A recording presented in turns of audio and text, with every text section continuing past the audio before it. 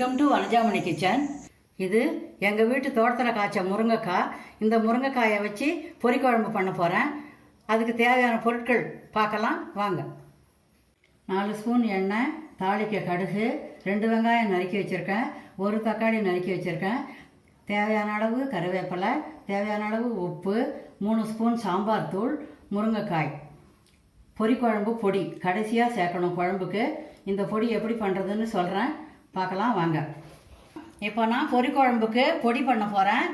அதுக்கு தேவையான பொருட்கள்: 50 கிராம் புழுங்கல் அரிசி, 50 கிராம் துவரம்பருப்பு, 1 டேபிள் ஸ்பூன் சீரகம், 1 டேபிள் ஸ்பூன் மிளகு. வானல் காஞ்சி விடுது. பொரிக்குழம்புக்கு பொடிக்கு அரிசி வறுக்கிறேன்.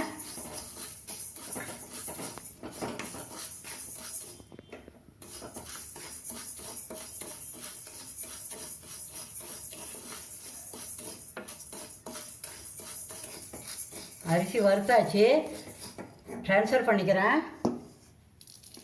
இப்போ பருப்பு சேர்த்து வறுக்கணும்.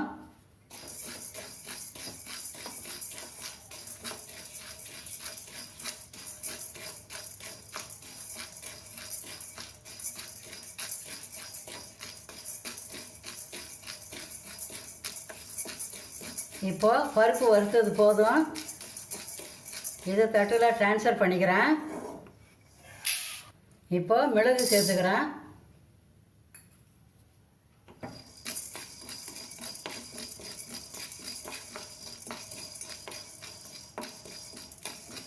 மிளகு ரொம்ப நேரம் வறுக்க வேண்டாம், கொஞ்சம் சூடு ஏறினா போதும். இதையும் தட்டில் ட்ரான்ஸ்ஃபர் பண்ணிக்கிறேன். இப்போ சீரகம் வறுக்கிறேன்.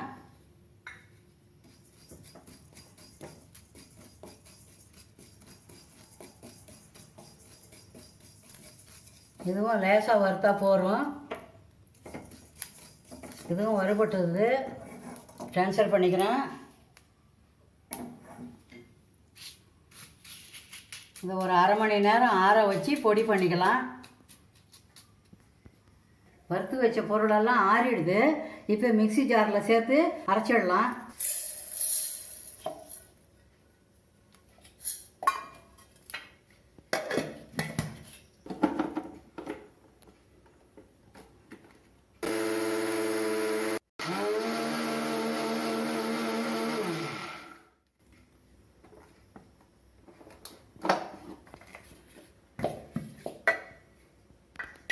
பொரிக்குழம்பு பொடி ரெடி ஆகிடுது. எல்லா வகை பொரிக்குழம்புக்கும் இந்த பொடியை போடலாம். முக்கியமாக முருங்கைக்காய் பொரிக்குழம்பு, முருங்கைக்காய் பொரியல், இதுக்கெல்லாம் போட்டால் நல்லாயிருக்கும். கடைசியாக 2 ஸ்பூன் போட்டு குழம்பு கொதிக்க வச்சு இறக்குனா டேஸ்ட்டாகவும் இருக்கும், வாசனையாகவும் இருக்கும். 4 ஸ்பூன் எண்ணெய் போட்டுக்கிறேன்.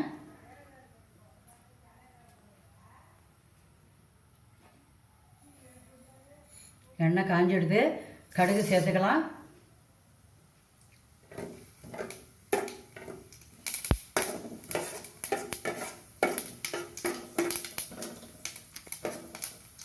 கடுகு பொரிஞ்சு விடுது. இப்போ வெங்காயம் சேர்த்துக்கிறேன்.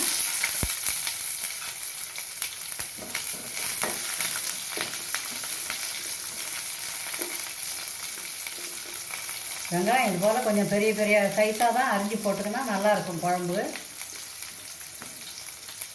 இப்போ தக்காளி சேர்த்துக்கிறேன்.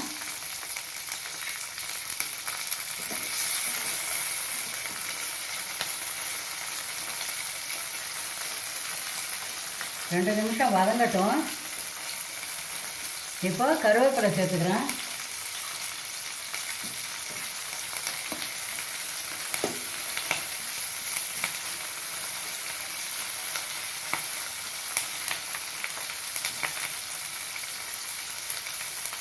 இப்போ முருங்கைக்காயை சேர்த்து வதக்கணும்.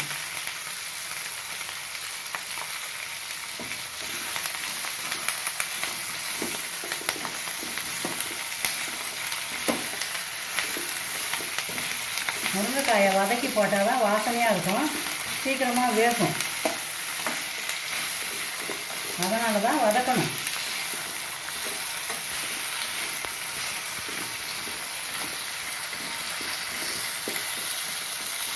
முருங்கைக்காய் வதங்கிடுது. இப்போ உப்பு சேர்த்துக்கிறேன்.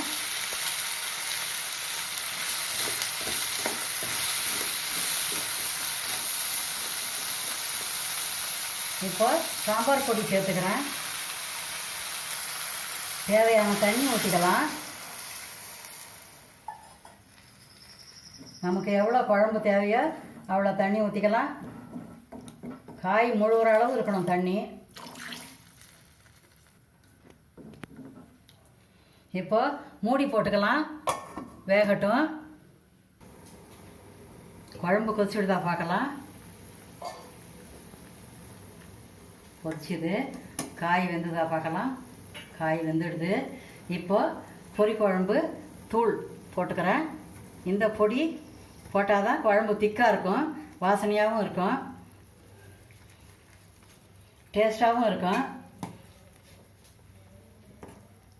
இந்த முருங்கைக்காய் பொரிக்குழம்ப மழை காலத்தில் ராத்திரியில் சாப்பிட்டா உடம்புக்கு நல்லது. டேஸ்ட்டு சூப்பராக இருக்கும். சின்ன பசங்கள்லேருந்து பெரியவங்க வரைக்கும் இந்த குழம்ப விரும்பி சாப்பிடுவாங்க. இந்த பொடி போட்டு ரொம்ப நேரம் கொதிக்க வேண்டாம், கொஞ்ச நேரம் கொதிச்சா போதும். ஒரு கொதி வந்துடுது, இறக்கிக்கலாம். முருங்கைக்காய் பொரிக்குழம்பு ரெடி ஆகிடுது. கமகமன்னு வாசனையாக இருக்குது. சுட சுட சூப்பராக இருக்கும் சாப்பிட்டாக்கா. இதை ராத்திரியில் செய்து சாப்பிட்டா நல்லாயிருக்கும். இந்த வீடியோ உங்களுக்கு பிடிச்சிருந்தா லைக் பண்ணுங்கள், கமெண்ட் பண்ணுங்கள், ஷேர் பண்ணுங்கள். சத்துள்ளதாக சமைச்சு சந்தோஷமாக சாப்பிடுங்க. தேங்க்யூ.